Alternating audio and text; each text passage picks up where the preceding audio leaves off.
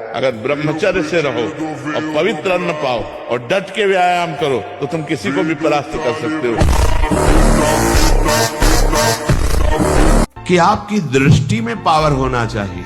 आप देख के मुस्कुरा दिए, आप ऐसे सरल ढंग से देख, कोई भी आपको बात करेगा, छेड़ेगा, परेशान करेगा। अंदर से भगवत चिंतन चल रहा है, सबके प्रति भगवत भाव है, लेकिन आपकी दृष्टि में बचाइए अपनी दृष्टि को, तो आपकी दृष्टि में सामर्थ्य आ जाएगी।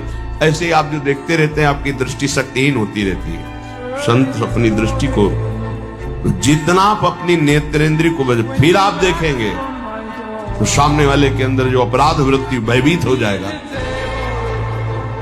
अरे शयन करते समय बड़ा खतरा है। शयन के समय हमारी इंद्रियां और मन बहुत चंचल होता है। उस समय अगर ब्रह्मचारी भगवत चिंतन करते हुए, उसको नींद से मतलब नहीं है, तन्मयता धारण करते हुए नींद में चला गया तो बच जाएगा। अगर कहीं उस समय वो छूट दे दी, पास में मोबाइल है, तो कभी ब्रह्मचर्य नहीं। कोई भी व्यसन अपने जीवन में डाल लेना अपनी उन्नति का नाश करना है। आपको लगता जरूर है कि नहीं सब चलता है, नहीं नहीं, मेरी बात मान लो, आप व्यसन रहित बनिए, इंद्रियों को थोड़ा संयम में रखिए, गृहस्थ धर्म में हो तो मर्यादा से, फिर आप देखो दिव्यता आ जाएगी। आपका जीवन ऐसे पशु पक्षियों जैसा जीवन थोड़ी है कि जो भोग मिला उसे भोग लिया, जो मिला जैसे मिला जी लिया। नहीं, आपका जीवन प्रकाशित होने वाला, भगवान के अंश हो, मनुष्य जीवन मिला है। ऐसे कर्म करो कि अशुभ कर्मों का नाश करके हमारी समाज की सेवा। ब्रह्मचर्य, संयम, अगर संयम और ब्रह्मचर्य में तुम्हारे अंदर वो बल होगा जो बल मांस खाने से नहीं होगा। आज हमारी पवित्रता नष्ट हो रही है, आज हम अपवित्र भोजन पा रहे हैं। अगर ब्रह्मचर्य से रहो और पवित्र अन्न पाओ और डट के व्यायाम करो तो तुम किसी को भी परास्त कर सकते हो। डबल शरीर है, लेकिन आपके अंदर ब्रह्मचर्य तो हो सकता है आप ऐसे हो, लेकिन डबल शरीर वाले को आप गिरा सकते हो। लड़ना सीखो समस्या से हारना मत सीखो। समस्याएं तो आती रहेंगी, लेकिन तुम्हारा जो जीवन है बार बार नहीं मिलेगा। और नाम जप करोगे तो सबसे जीत जाओगे। नाम जप करोगे तो दूसरों को भी बचाने वाले बन जाओगे। नाम जप करोगे तो सही बात, तुम्हें कोई डिप्रेशन में डाल सके, आज तक ऐसी कोई समस्या पैदा नहीं। आप नाम जप करके तो देखो।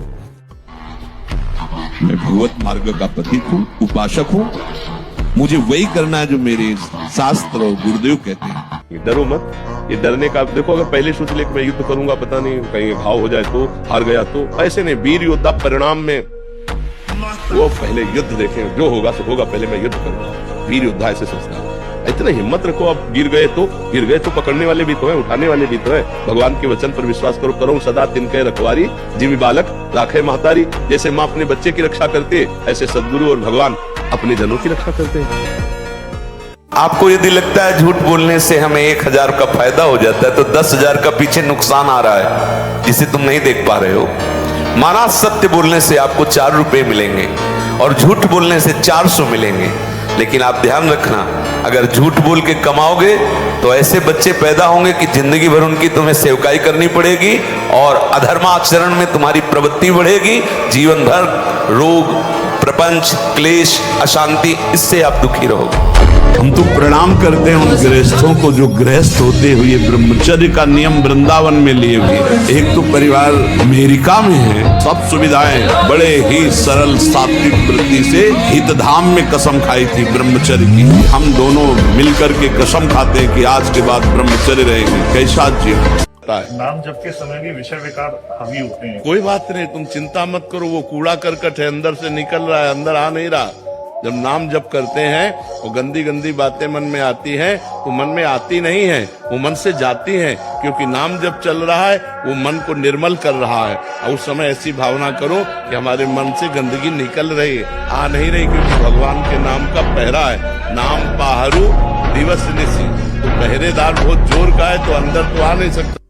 तू नहीं जानता कि मैं क्षत्रिय कुल नाशक, बाल ब्रह्मचारी, अति क्रोधी वह परशुराम हूँ जिसने कई बार इस पृथ्वी को क्षत्रियों से विहीन कर दिया। तलवार की नोक पर गाय का मांस चखाया जाता था धर्म भ्रष्ट करने के लिए। आज पैसा लगाकर खाते हो, पूछते हो कहाँ का है। कैसी बुद्धि भ्रष्ट होती चली जा रही। हम उस धर्मावलंबी हैं, धर्म पे चलने वाले हैं जहां गर्दन कटवा दी गई है पर चखा नहीं है। ये जो विदेशी जन आए थे जो अधर्मावलंबन करने वाले आए थे, वो तलवार की नोक पर तो कटवा दी गर्दन, लेकिन गाय का मांस नहीं चखा। आप देश विदेश जाते हो, जो आपको मांस मिलता है वो आप पूछते हो क्या किसका है, बस खा लेते हैं। जब हमारी वीर शक्ति क्षीण हो जाती है, स्मृति कमजोर होने लगती है, तो घबराहट पैदा होने लगती है, हमें अपने ऊपर विश्वास नहीं होता, तभी तो घबराहट पैदा होती है। नहीं, नाम जप करो, थोड़ा व्यायाम करते हो, दंड बैठक मानते हो, हाँ, ब्रह्मचर्य से रहो और सात्विक भोजन करो और नाम जप करो, एकदम हाजिर जवाब, एकदम सिंधवत रहो। हम तो लंगोट का पक्के हैं, ब्रह्मचर्य चरित्र का पालन करके अपने जिंदगी में किसी गौशाला से जुड़े, किसी अच्छे चरित्रवान संतों से जुड़े, धार्मिक जगह जाए, मंदिर में जाए, वहां सुख शांति मिलेगी। इन अड्डों में मुंह मारने से, इन कॉलेजों के नाम से बीड़ी सिगरेट पीने से, पाउडर डिब्बा खाने से शरीर आपका बन सकता है, लेकिन खुलापी नकली शरीर। जैसे ही लड़ाई बाजेगी ना, बॉक्सिंग चलते हैं ना हरियाणा में राजस्थान में, कहीं भी जब बॉक्सिंग चलते हैं, एक भी पाउडर डिब्बा खाने वाला डरता नहीं, एक भी मांस खाने वाला रुकता नहीं, रुकेगा वही जो देहाती होगा ना, औलादी होगा, जिसने दूध घी पिया होगा।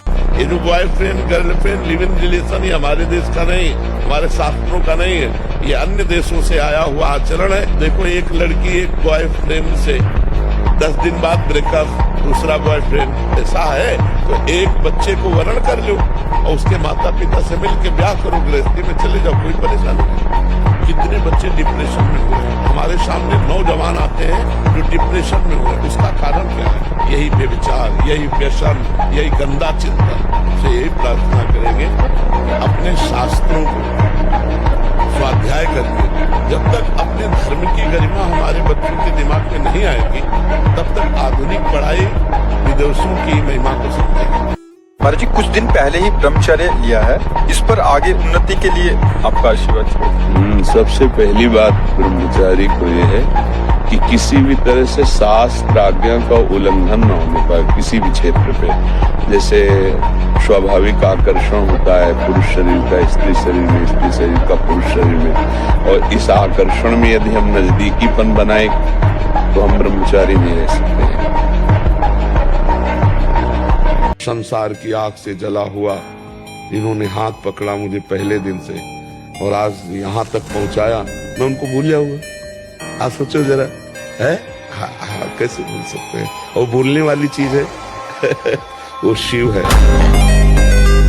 जब हार होती तो हम उसमें ढूंढते हैं कि मेरी हार कहाँ से हुई, कौन सा पॉइंट है जिसमें हमसे चूक हो गई, तो हमारी जीत का वो कदम बनेगा।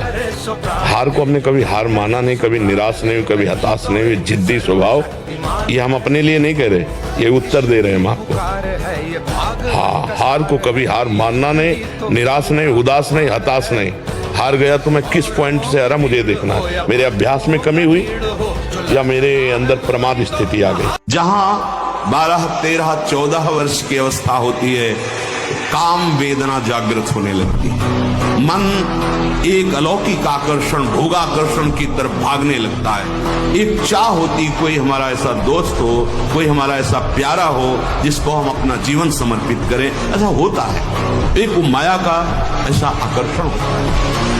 अब नए नए बच्चे गंदी गंदी बातें देखते हैं, गंदा भोजन करते हैं, व्यसन करते हैं, तो उनकी स्मृति पढ़ाई में कहाँ लगेगी? ये तो गंदी गंदी बातों में लगेगी। फिर जब हार जाते हैं तो सोचते हैं कि शरीर को नष्ट कर दें, क्योंकि ताड़ना मिलती घर से कि इतने पैसे लगाए पढ़ाई में, ऐसा तुम कर दिए, माता पिता तो बड़ी मेहनत से कमा कर तुम्हें पढ़ा रहे हैं, तुम व्यसन आदमी ऐसे। तो हमें लगता है बच्चा कि अगर संयम से चला जाए तो जिस डिपार्टमेंट में हम जान की बाजी लगाकर ऐसा अभ्यास करें, कौन किसमें फेल हो जाए। नेत्रेंद्रिय से जो हम देखते हैं वो बहुत तुरंत प्रभाव पड़ता है। देखो, नेत्रेंद्रिय से ऐसे कोई ग्रंथ मत पढ़ो, काफी ऐसी पुस्तिका जो ब्रह्मचर्यहीनता वाली, ऐसे कोई दृश्य मोबाइल से मत देखो जो ब्रह्मचर्यहीनता वाले, ऐसे कोई दृश्य बाहर मत देखो, पशु पक्षी आदि मैथुन करते हुए, ऐसे कभी मत देखो। इसका बहुत बड़ा प्रभाव होता है। अगर इन 3 का संयम कर सको तो आपके ब्रह्मचर्य में बहुत लाभ होगा। पहला वाणी से, दूसरा श्रवणेंद्रिय से, तीसरा नेत्र। संयम विहीन जीवन शुष्क उदासहीन पशुवत जीवन। पूर्ण ब्रह्मचर्य देश का, समाज का, आत्मा का, सबका परम लाभ। कोई गर्व न करे महीना 2 महीना ब्रह्मचर्य रह के कि मैं काम विजयी हो गया। भगवान शंकर की समाधि भंग कर सकता है, तुम तो जीव हो, वो शिव हैं, वो शिव हैं, उनकी समाधि भंग कर सकता है, तुम तो जीव हो। मन हमारा कहता है तो क्या है, यम ही न व्यथ्यन्ते ते पुरुषम पुरुषर्षभ सम दुखा सुखा धीरम स्वमृतत्वाय कल्पते। जो मन के द्वारा दी हुई व्यथा से व्यथित नहीं होते, उसको कंट्रोल करते हैं, कदापि नहीं, वो निकल जाते हैं माया से, नहीं तो रौंद दिए जाओगे। और जब ब्रह्मचर्य, ऐसा कैसे हो सकता है? बल है ना, अध्यात्म बल, शारीरिक बल की बात नहीं कहते, ऐसा कैसे हो सकता है? यदि एक बार ऐसा हुआ तो 1000 बार मैं प्रयास करूंगा और इस पर विजय। वो मतलब जिद्दी स्वभाव, एक निष्ठा उसी से आती है, उसी से। पहले खेती जोतते थे ना किसान, एक फार वाला होता था और पूरे खेत को उसी से जोतला है, बलवान होते। 2 लीटर मठा और 8 रोटी पाए, बैल की जैसी ताकत। अगर बैल को नाक पकड़ के रोक ले तो वो वही खड़ा हो जाए।